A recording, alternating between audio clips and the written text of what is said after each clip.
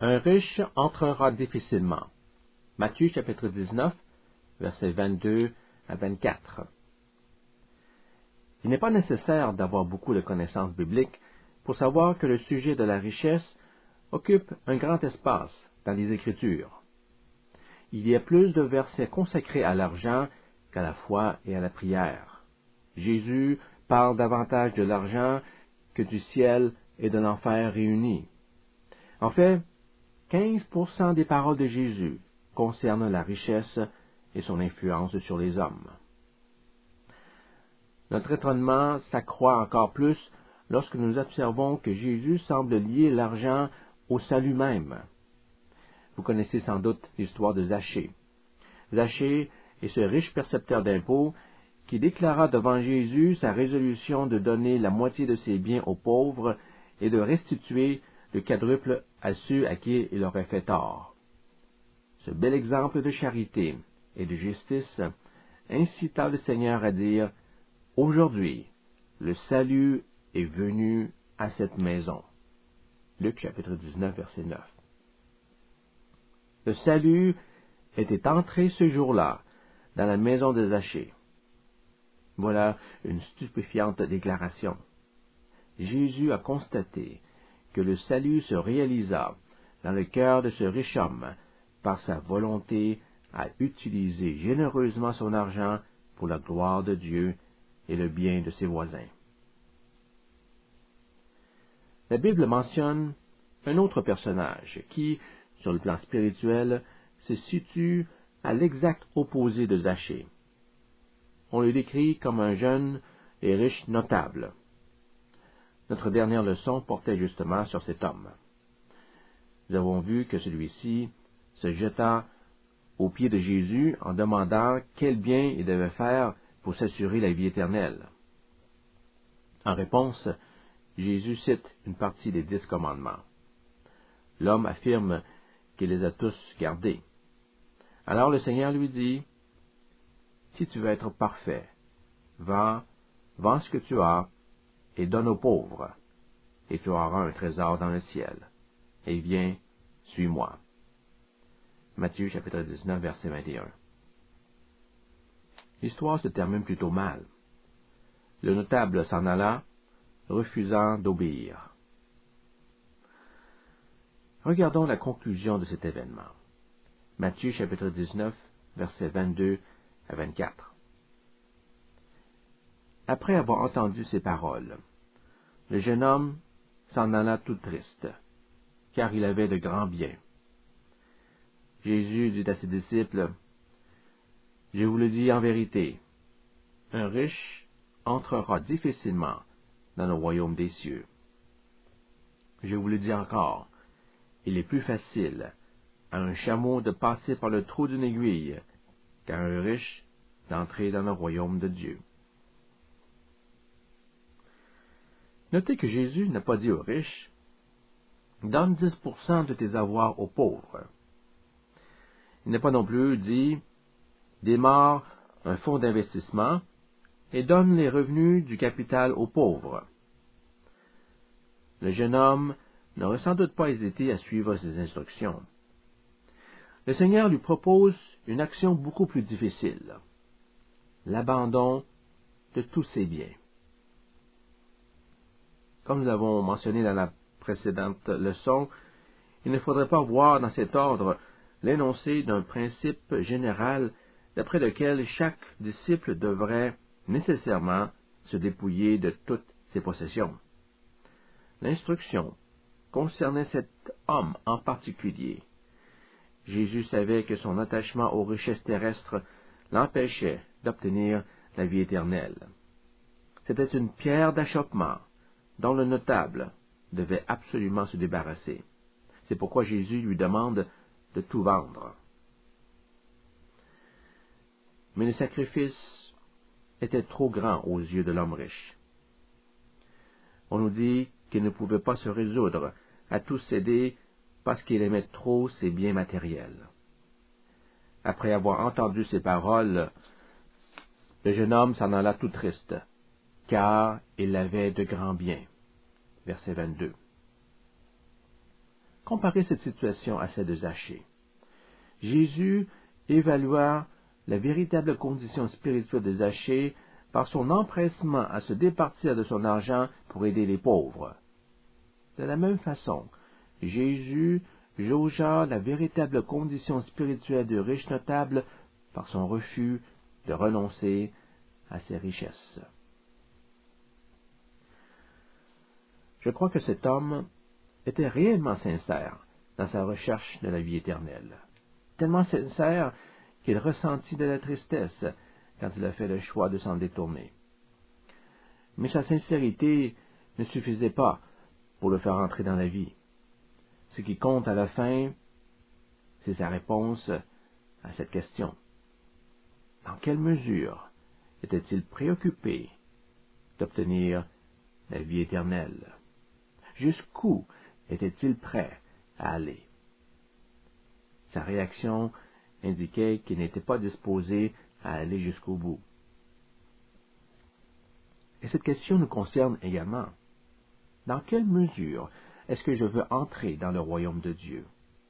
Est-ce que je désire la vie éternelle coûte que coûte? On ne devient pas un authentique disciple du Christ sans que cette question soit réglée. Vous savez, certains prédicateurs présentent le salut comme s'il s'agissait d'un cadeau surprise qui vous tombe dans les bras. Vous n'avez rien à faire pour l'acquérir. Il suffit d'accepter le cadeau, nous disent-ils. Acceptez de recevoir Jésus dans votre cœur et vous serez sauvés. C'est comme ouvrir un présent qu'on vient de vous remettre. Le riche notable désirait très sérieusement la vie éternelle. Il était disposé à faire de grands sacrifices, à faire beaucoup de bien pour l'acquérir. Mais il n'était pas prêt à tout. Il s'était mis une limite. J'aimerais avoir la vie éternelle. Comment puis-je l'obtenir? Demanda l'homme. Jésus répondit, commence par les commandements. Observe-les. Oh, je les ai tous respectés depuis ma jeunesse. Jésus ne commande pas cette affirmation. Il va plutôt mettre le doigt sur la plaie morale de cet homme. Si tu veux vraiment la vie éternelle, alors discutons de ta fortune. Voici ce que je te demande de faire. Va, vends tous tes biens, puis suis-moi. À partir de ce point, le riche notable décida de se retirer du jeu, parce que le prix de la vie éternelle ne lui convenait plus. Si vous lisez ou écoutez cette leçon, il est fort probable que la vie éternelle vous intéresse. Dans quelle mesure êtes-vous motivé à mettre la main dessus? Quel sacrifice accepteriez-vous de faire pour entrer dans la vie éternelle? Chaque personne possède un point sensible, un point qui impose une limite. Ça peut être une profession, la famille, une position sociale. Dans le cas du notable, l'argent constituait le point le plus sensible. Il n'était pas question pour lui de se séparer de son portefeuille. Après le départ du jeune homme, Jésus explique à ses disciples qu'un riche entrera difficilement dans le royaume des cieux. Quel est le degré de difficulté? Le verset suivant, verset 24, présente une image qui élève la difficulté jusqu'à une impossibilité. Jésus affirme qu'il est plus facile à un chameau de passer par le trou d'une aiguille qu'à un riche d'entrer dans le royaume. Si un chameau pouvait passer par le trou d'une aiguille, alors il serait relativement aisé pour un homme ayant beaucoup de richesses d'entrer dans le royaume de Dieu. Mais dans la réalité, aucun chameau ne peut passer au travers du trou d'une aiguille. Il en est de même du riche qui tente d'entrer dans le royaume. Il n'y parviendra pas. Jésus voulait montrer que la fortune est une grande entrave au salut des gens riches. Elle encombre le passage étroit menant à la vie éternelle. Le Seigneur Jésus a employé ici ce qu'on appelle une hyperbole, c'est-à-dire une image qui permet, par une exagération, de produire un effet percutant et inoubliable. L'exagération intentionnelle du contraste se fait entre un grand animal et une minuscule ouverture. Il s'agit d'une figure de style qui, à mon avis, n'a pas à être interprétée de façon purement littérale. Je pense qu'il est quand même possible, pour un petit nombre, de vivre avec leur richesse, sans compromettre leur engagement envers Christ. Toutefois, il faut bien comprendre que dans leur cas, chacun a appris à vivre comme s'il s'était dépouillé de ses biens en les partageant à ceux qui sont dans le besoin. Il n'y a aucun doute que la richesse porte en elle le danger de détourner les affections. L'enseignement de Jésus comporte de nombreux avertissements à cet égard, et j'aimerais vous en parler en soulevant 6 points. La première chose que nous observons, lorsque nous lisons le verset 24, c'est qu'il y a une incompatibilité entre la richesse et le royaume, entre la possession de grands biens et l'admission d'un individu dans le royaume de Dieu. Si vous êtes riche, vous allez vous rendre compte qu'il est difficile, voire impossible, d'entrer dans le royaume. Vos nombreuses possessions causent ce problème, car elles obstruent la porte du ciel. Il est question d'un antagonisme semblable entre la richesse et le royaume dans la parabole du semeur. Décrivant divers types de réponses à la parole de Dieu, Jésus enseigne à ses disciples que celui qui a reçu la semence parmi les épines, c'est celui qui entend la parole, mais en qui les soucis du siècle et la séduction des richesses étouffent cette parole et la rendent infructueuse. Matthieu chapitre 13, verset 22. Notez ceci. La séduction qu'exerce la richesse étouffe la croissance de la graine, rendant impossible la vie dans le royaume. On pourrait comparer cet antagonisme, cet état d'opposition, à celui qui existe entre la chair et l'esprit. Paul écrit, en Galates chapitre 5, verset 17, « Car la chair a des désirs contraires à ceux de l'esprit, et l'esprit en a de contraires à ceux de la chair. Ils sont opposés entre eux, afin que vous ne fassiez point ce que vous voudriez. Les volontés de la chair sont contraires à celles de l'esprit, de sorte qu'elles nous poussent dans des directions opposées. On peut parler d'un état de guerre inconciliable entre notre chair et l'Esprit de Dieu. Et dans cette guerre, la richesse matérielle est souvent le problème qui divise les deux parties. La richesse attise les convoitises de la chair tout en détournant les affections de l'esprit. Elle obscurcit la vue de l'homme qui croit y trouver la source du bonheur. Le même état d'opposition s'observe entre deux types de royaumes mentionnés dans la Bible. En Jean chapitre 18, verset 36, Jésus dit à Pilate, « Mon royaume n'est pas d'ici. Toi, Pilate, tu es de ce monde, et ton royaume est de ce monde aussi. Le mien n'émane pas d'ici. » Car le royaume de Jésus est de nature spirituelle. Il ne peut pas se mêler aux autorités terrestres. Ceux qui font partie du royaume terrestre conçoivent la vie selon les paramètres physiques de ce monde. Pour eux, au-delà de la mort, c'est le néant. Ceux du royaume spirituel ont une perspective tout à fait différente. Ils regardent à l'éternité et vivent dans la conviction que leur relation avec Dieu les mènera à une autre forme de vie dans un monde nouveau et sans fin. Deux royaumes, deux visions diamétralement opposées.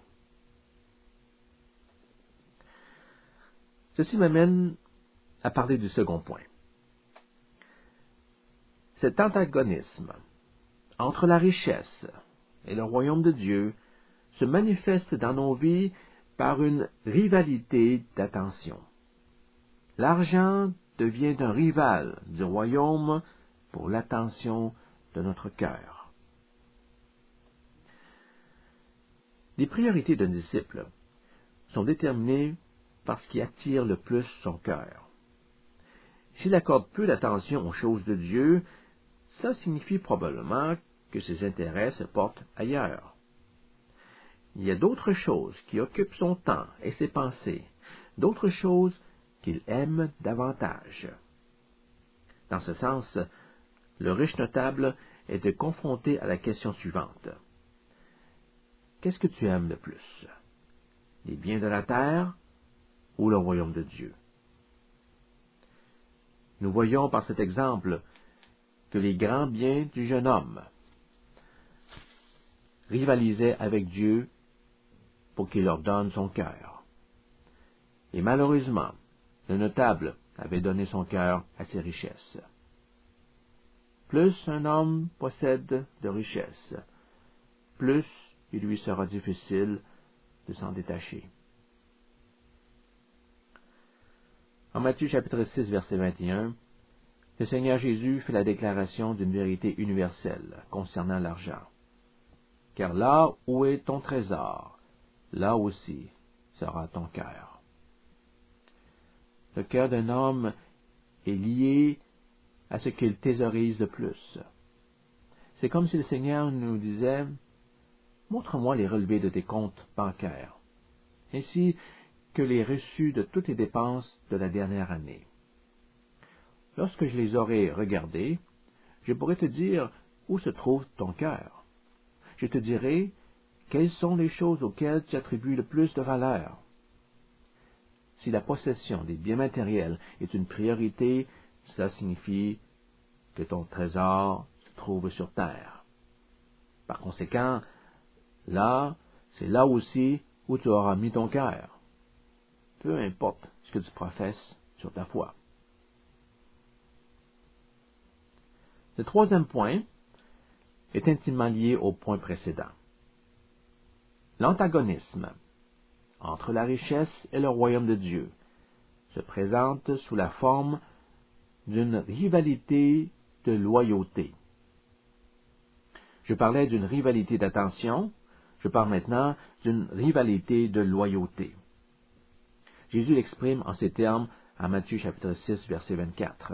« Nul ne peut servir deux maîtres, car ou il haïra l'un et aimera l'autre, ou il s'attachera à l'un et méprisera l'autre.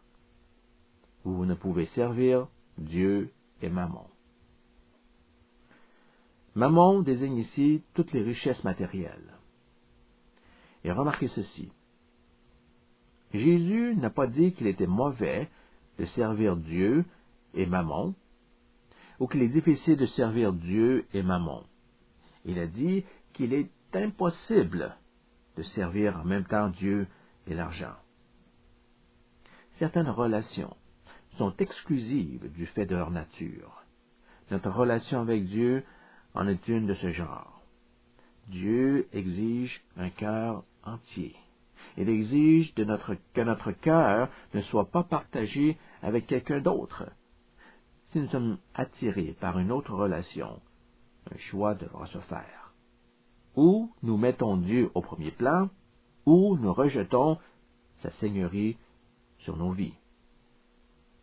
Celui qui tente d'avoir Dieu et Mammon comme maître se place dans une situation intenable. Comme nous l'avons vu L'impossibilité résulte du fait que Dieu et Mammon ont des volontés opposées. La loyauté à l'un commande l'abandon de l'autre.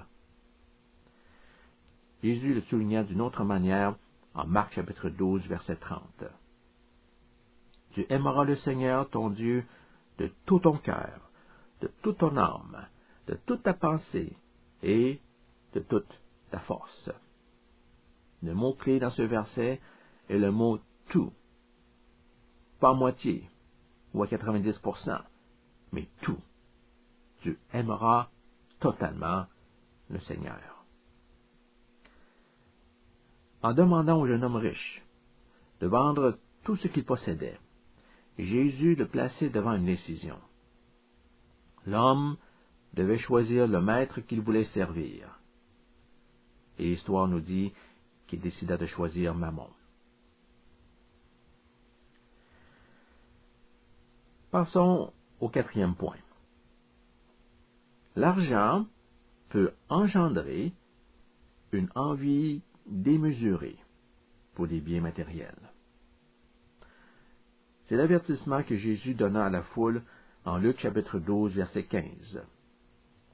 Gardez-vous attentivement de toute cupidité, car même dans l'abondance, la vie d'un homme ne dépend pas de ce qu'il possède.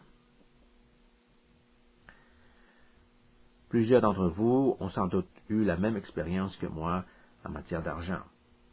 J'ai été élevé avec la croyance ou la philosophie que ma vie dépendait beaucoup de l'abondance de mes biens. Je pensais, avec plus ou moins de lucidité, que la prospérité matérielle m'apporterait la joie. J'enviais la richesse des autres, et j'étais parfois jaloux de ne pas en avoir autant. Je convoitais secrètement leur bonheur, ou du moins ce que je croyais être du bonheur. Le mot grec traduit par cupidité est pleonexia et signifie désir avide d'avoir plus. La cupidité est un désir immodéré, obsédant, d'accumuler des possessions matérielles.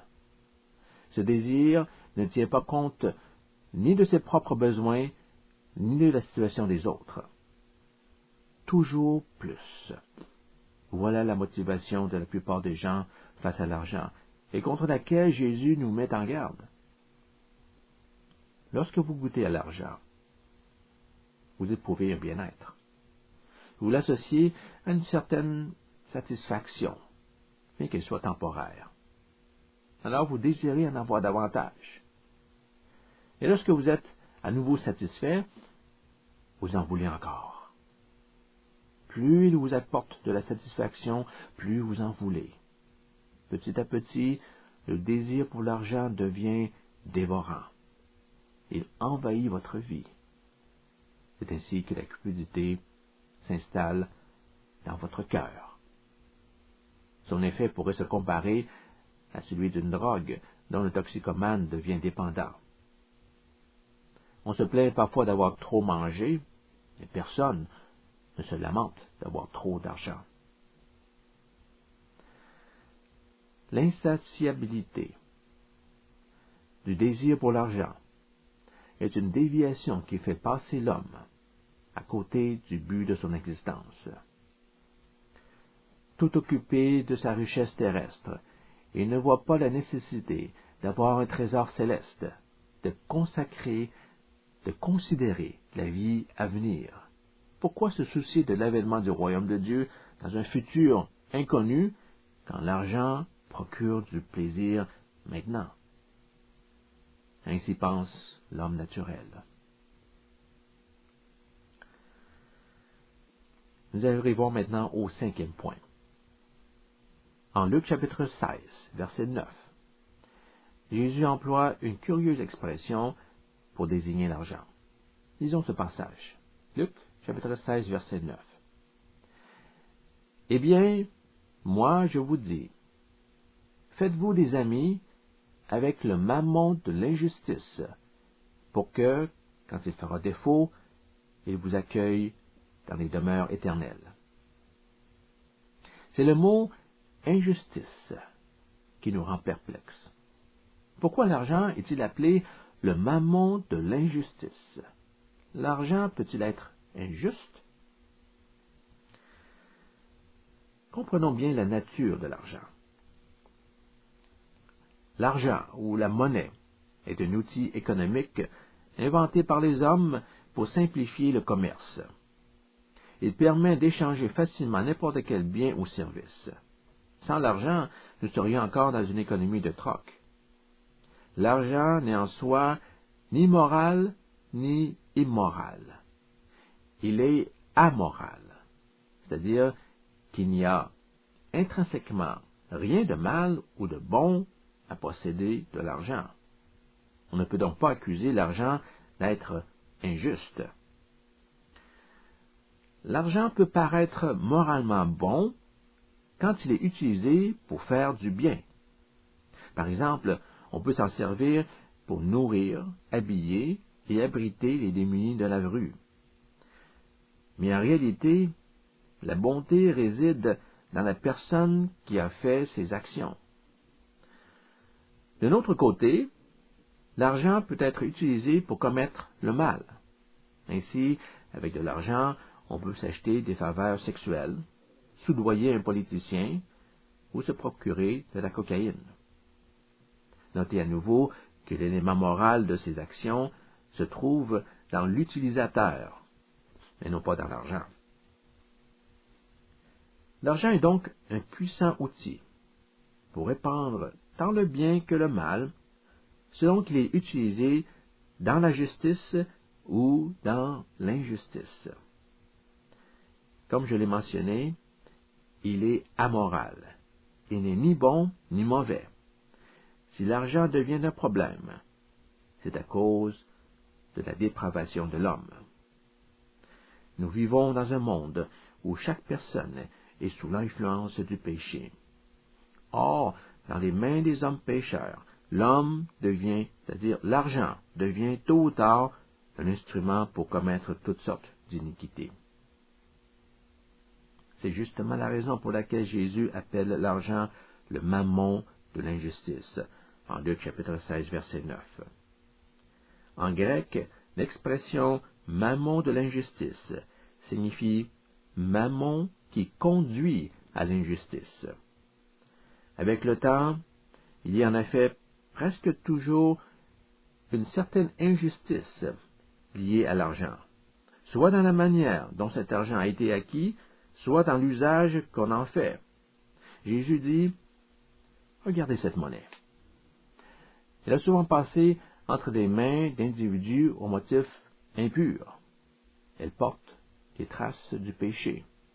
Il est possible, même probable, qu'elle ait été volée dans le passé. On s'en est peut-être servi pour tuer, pour faire du chantage ou pour faire la guerre. Mais vous, faites en sorte que cette monnaie devienne juste dans vos mains. Employez-le pour le bien. Employez-le pour des buts éternels. » Voyez-vous comment les éléments de ce passage s'équilibrent? D'une part, Jésus souligne que la richesse, le mammon de l'injustice, a souvent été amassé par des moyens injustes et fait naître tout aussi souvent la corruption. Il nous demande de contrer cette tendance en utilisant notre argent pour amener d'autres personnes à accepter le message du royaume. Ainsi, nous nous amasserons un trésor dans le ciel. Le sixième et dernier point se résume par cette phrase. Dieu observe l'intendance de nos finances. Il s'intéresse à la manière dont nous utilisons les richesses qu'il nous a confiées. Dans le récit décrivant l'offrande d'une pauvre veuve, Marc précise que Jésus, étant assis vis-à-vis du trésor du temple, regardait comment la foule jetait de la monnaie au trésor. Marc chapitre 12, verset 41. Prenez note du contexte. Jésus n'a pas vu par hasard des pièces de monnaie tomber dans des coffres à offrande. Il était assis dans un endroit du temple d'où il regardait avec attention ce que les gens donnaient. Essayez d'estimer la distance qui le séparait des gens. On peut dire qu'il était suffisamment proche d'eux pour voir que certains déposaient de fortes sommes d'argent. Verset 41. Il était suffisamment proche pour identifier les 2 petites pièces de cuivre que tenait une veuve. Verset 42.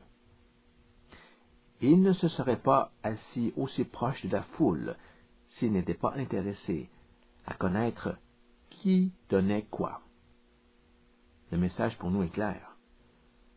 Dieu cherche à savoir ce que nous faisons avec notre argent. Après avoir donné, il ne restait plus rien à cette veuve. Le Seigneur fait cependant l'éloge de son geste. Il affirme qu'elle a agi sagement, en pratiquant le bien. Je vous le dis en vérité, cette pauvre veuve a donné plus qu'aucun de ceux qui ont mis dans le tronc, car tous ont mis de leur superflu, mais elle a mis de son nécessaire, tout ce qu'elle possédait, tout ce qu'elle avait pour vivre.